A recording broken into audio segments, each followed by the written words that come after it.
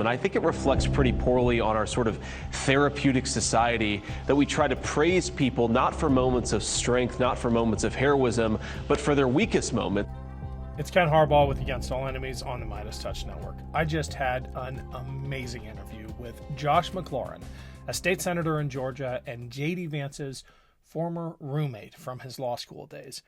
This is the person who JD Vance texted comparing Donald Trump to Hitler. We're going to release that entire interview soon as an episode of Burn the Boats, but I wanted to share this excerpt with you now because it actually relates to the Olympics, specifically the U.S. women's gymnastics team. Midway through my conversation with Josh, he talked about how vindictive JD Vance is. That brought to mind the time when Vance took a shot at Simone Biles in 2020 for withdrawing from the Olympics to focus on her mental health. Take a listen. This conversation went somewhere I never expected it to, but I'm so glad it did.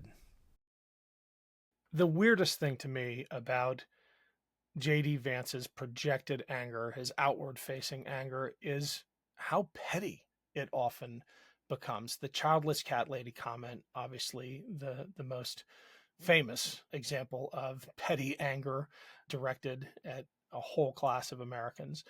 But then there's this one, and I'm bringing it up now because I'm a huge fan of the women's Olympic team. Here's JD Vance taking a shot at Simone Biles back in 2020 when she decided to step away for mental health reasons. Roll the clip. We've tried to turn a very tragic moment, Simone Biles quitting the Olympic team, into this act of heroism. And I think it reflects pretty poorly on our sort of therapeutic society that we try to praise people not for moments of strength, not for moments of heroism, but for their weakest moments. And look, being an athlete is tough. Being an athlete at that level is incredibly tough. A normal response in this moment would be to say, it's just a shame that she's going through this. It's a shame that she quit. But instead, what our press has done, I think, is turn this into this weird therapeutic moment. Let's praise her for doing this. And I think that's really where the problem here lies. Josh, I'd love your thoughts on this. You talked earlier about the importance of grace and giving people the benefit of the doubt. But I don't think that gesture is reciprocated by today's Republican Party. I mean, you just look at how JD Vance treats people that he wants to represent, Simone Biles among them, attacking them at their most vulnerable. There's not a shred of grace there. I don't want to mince words here. And this is where, even though I'm not a veteran, I start to get a little bit personally upset about comments like this. I mean, I serve on the Senate Veterans Committee. We talk about PTSD all the time and, you know, the real barrier that PTSD or PTS, right, post-traumatic stress poses to veterans who are trying to live a normal life, to, you know, access all the other pieces of the equation, housing, education, or housing, healthcare, you know, and jobs. And well, can I just add education as well? Because until recently, if you were discharged, a little bit of a soapbox detour here, but if you were discharged because of a PTS or PTSD related incident and denied benefits, your avenues for appeal were incredibly limited. It has devastating effects on your ability to transition into civilian life. And I think I know where you're going, because this is what, I'm about to land the plane. So, you know, one of the most critical aspects of care for veterans is the acknowledgement that if this is happening, if you have post-traumatic stress, if you have real, you know, feelings, after effects from your service, that you got to acknowledge those and confront them head on and find support, find groups of people who can be your supports, and share these experiences, not just bottle them up, not pretend that everything is okay, not, you know, just charge forward like, you know, you're supposed to carry the whole country on your back and continue to be responsible for maybe some devastating things that you've been through.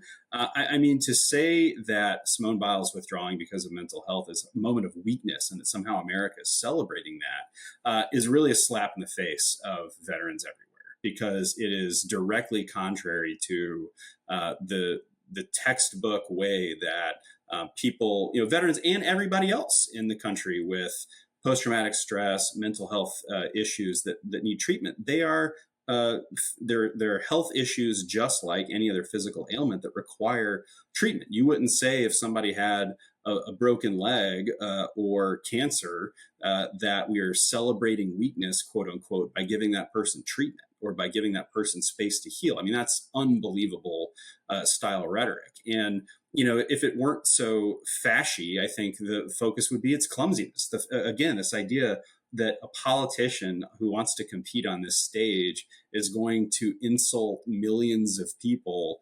It's just bad political hygiene. Even if morally you just put the moral concerns aside, how can somebody get away with doing that and trying to win votes? So I think that the Simone Biles thing is a particularly egregious example from JD of, again, projecting whatever personal issues he's got onto the national stage. And, I've said multiple times now in the last couple of weeks that men obviously would rather run for office than go to therapy. And, condemning other people's weakness seems like some of the barest, least well disguised projection imaginable. I'm glad you said projection. And again, not going to diagnose Right. JD Vance's own mental state and possible PTS, but the further stigmatization of someone going through a mental health crisis, seeking help for that, has cascade effects. It deters other people from getting help, and I have zero patience for that as a vet. And I will say, directly to the point JD is trying to make about celebrating people's weakness by getting help, some of the bravest things I've seen people in uniform do was get help and talk about it. That likely saved as many lives as they may have saved downrange in combat, just by setting that example. There was an Air Force general who published his schedule at one point showing a weekly therapy session because he wanted to make that statement. And I found that one of the bravest things I've ever seen. So anyway, zero, you can tell I'm getting angry now. Right. Hopefully righteously angry, because I cannot stand, especially when veterans do that. And JD, as a veteran, needs to be called out by vets like me. The rest of my interview with Josh McLaurin comes out soon on Burn the Boats. And if you haven't yet subscribed to my YouTube channel, please do. It's at team_Harbaugh. I'll put the link below. Thanks so much. It's Ken Harbaugh with the Midas Touch Network, and I have some great news to share with you. Apple TV's #1 feature documentary, Against All Enemies, which I co-produced with Sebastian Younger and Ben Meiselas, is coming to Midas Touch. Many of you have seen it already. Thank you for making it such a huge hit. Now this entire Midas Touch audience can see it for free without commercials for a limited time. Please help spread the word. If ever we needed to understand the threats posed by violent extremism and election denialism, it's now. Thanks for all your support. Here's the trailer for the Midas Touch network premiere of Against All Enemies. 3, 2, 1, go. There are places in our military where we are trained to start and fuel insurgencies. That's the same kind of they've been doing their whole career. Now they're doing it here inside the United States. Anybody who says that this can't happen in a worse way, either they're ignorant or they're part of the problem. Today, domestic terrorism is the greatest terrorist threat facing the United States. The CIA has this tool where they measure levels of insurgency, and if you just apply the tool to the US, we are in an incipient insurgency. Do you want your house back? Take it! How did I end up on one side of that door, and my fellow veterans, how did they end up on the other side of that door? If you believe the country's under attack, you have a certain set of skills, you're a force multiplier. They're coming. It's going to end up the people versus the government. If you're armed, then you're prepared to defend your family. And if you're not armed, you're dog meat.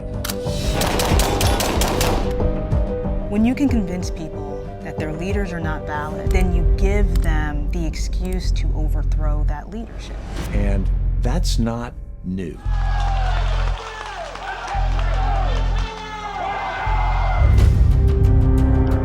The issue is that the people that we are identifying as extremists, they're identifying as patriots or freedom fighters. It almost sounds like I'm talking about terrorism right now. Everyone becomes more violent in the aftermath of warfare. What we don't know is what happens when we're talking about a 20-year war. I hope that people are scared, because being scared motivates people. This is how countries fall apart. Oh my God! I could see a civil war. And this fight, it's far from over, and it may never be over. I, Lisa Fon, do solemnly swear the Constitution of the United States against all enemies, foreign and domestic. So help me God. So help me God. So help me God.